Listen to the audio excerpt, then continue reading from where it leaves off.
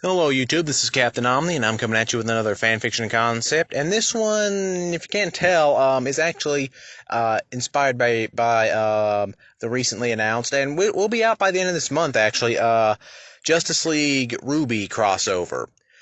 Now, the thing with this is they have confirmed with this that it's not going to be like a traditional, the classic, Superman and the Justice League end up meeting, Ruby and everything, or going to their universe.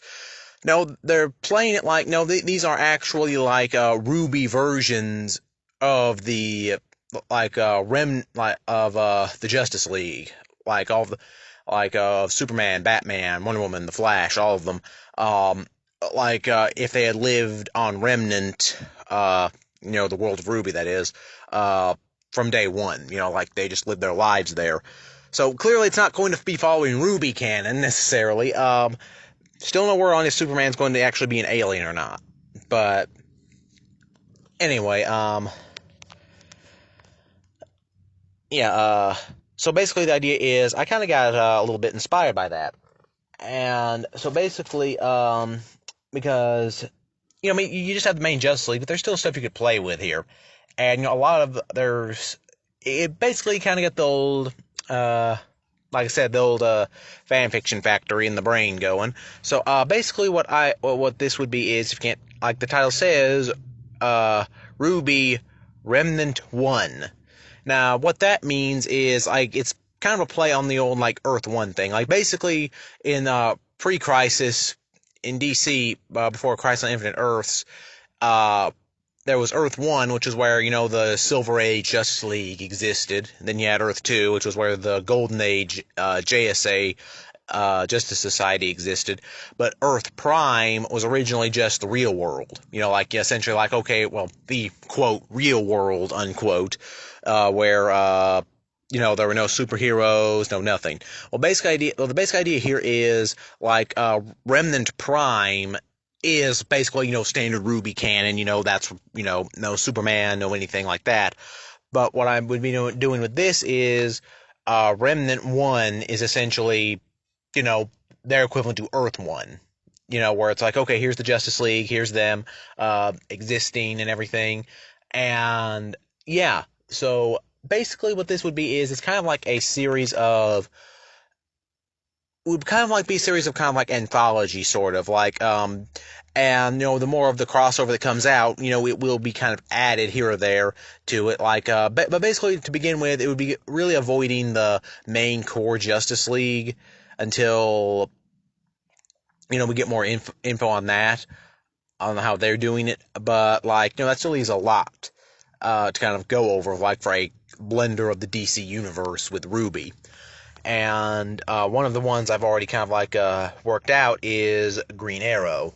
So basically, the whole idea here is Green Arrow. He was a fairly recently graduated huntsman. Oliver Queen. He's still Oliver Queen because, well, let's be honest. Oliver Queen is one of the. If there was ever a DC hero that could fit the Ruby color and theme naming pretty easily, it's Green Arrow. Oliver Queen.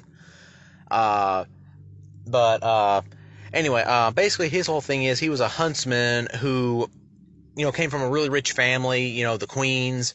They're like the richest family in Vale. I'm sorry, in Mantle, richest family in Mantle. Brain fart. Uh, like one of the premier rich families of Mantle.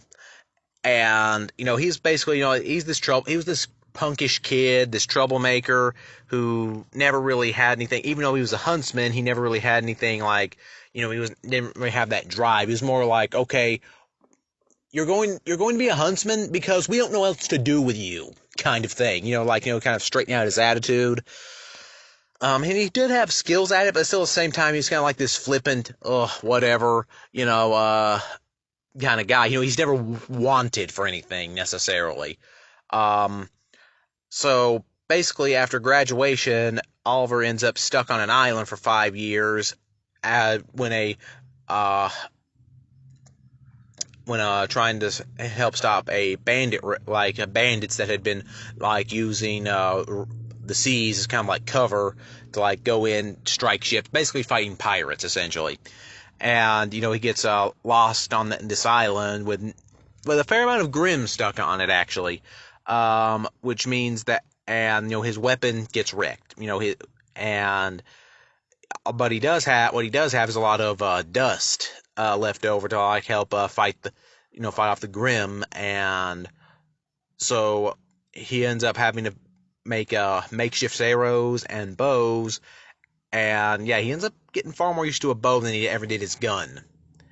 Uh, and Also because like his semblance was that he could like magnify things. Like he was basically a human sniper scope, pretty much. Like pinpoint exactly where he wants to hit. Boom.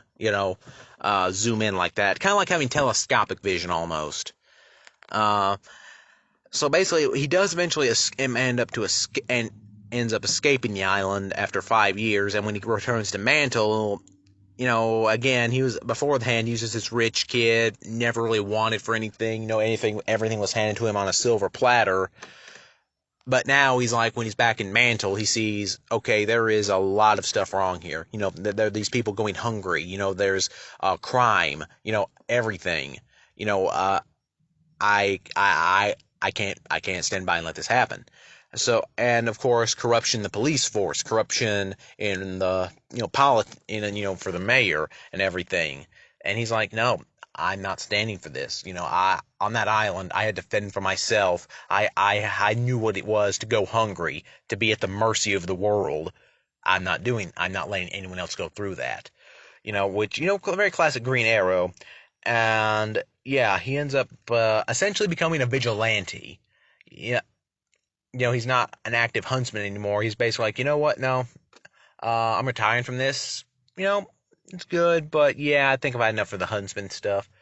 Wherein he would eventually, end up becoming the Green Arrow. And you might be wondering why Mantle. Well, the idea is like, okay, there's already Robin in a there's already Robin in Ruby. There's already Robin.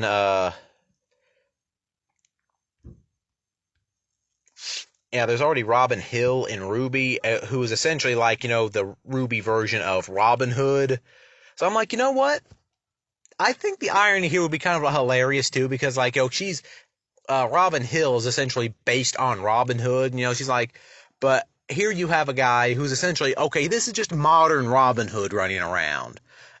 Which, yeah, I think would be kind of fun. Kind of like, we are so alike, and yet I kind of hate you. Because Robin Hill is not necessarily a vigilante. She's just a very outspoken politician that wants to help people. Of course, she is a huntsman, too, so, she can kick ass when she needs to.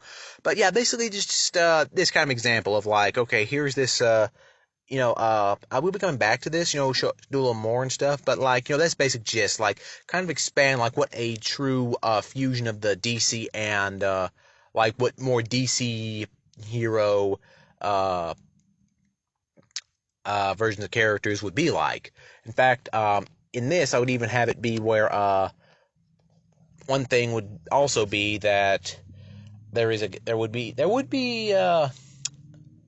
again, I'm not going to go too much into this because we don't know exactly how far what they're going to do in the crossover, and like, because again, I would be trying to play this like as close, like, okay, this is because I have a feeling like after this crossover is over, we're not going to see much more of that universe anyway, a kind of shared universe, like fused universe type thing again, unless it gets really popular, but.